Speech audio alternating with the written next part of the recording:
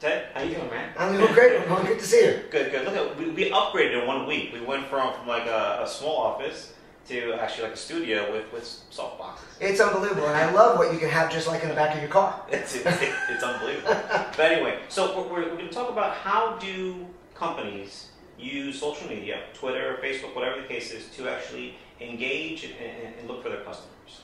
Right? Well, you know, what I like to tell companies is that the first thing they need to do is look within. So the first thing you want to do is start getting your employees involved and getting them engaged, because they should be at least the biggest advocates for your brand. Absolutely. The next step is to look to your current customers and make sure that, I know these are simple things, but a lot of companies really aren't doing it. They throw a little Twitter logo on their page. But if you have an email list, start telling people, driving them to your social platforms. Get them in another place where they're going to be willing to talk and communicate.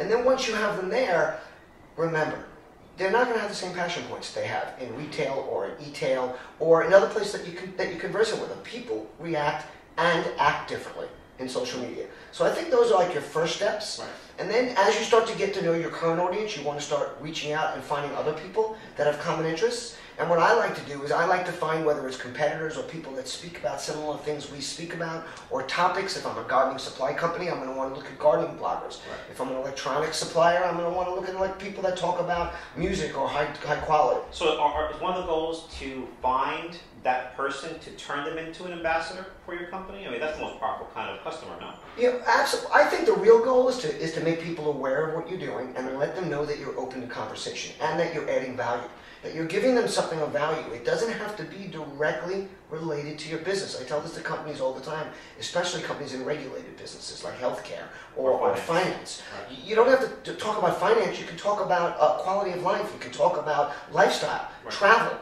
Education for your kids. In healthcare, you can talk about fitness. You can talk about eating healthy. There's lots of things you can do, and when you find those passion points, you're going to get people that start interacting with you. And talk about the ecosystem you're in, not necessarily about your company. So if you're in fashion, don't talk about yourself repeatedly, about the products and services you sell. That's a turn off for most customers, right? Just talk about the ecosystem in and of itself. I think what you do is, to make it authentic, is you talk about what's of interest to the people in your community. So yes, if you have products that have really interesting things about them, or ways that they work, or new things you're introducing, it's perfectly fine to talk about them. What you don't want to be doing is kind of being like an HSN or a QVC and saying 20 more minutes to buy it at 30% off, and being just another flash sale or just sending out coupons. As long as you're adding value.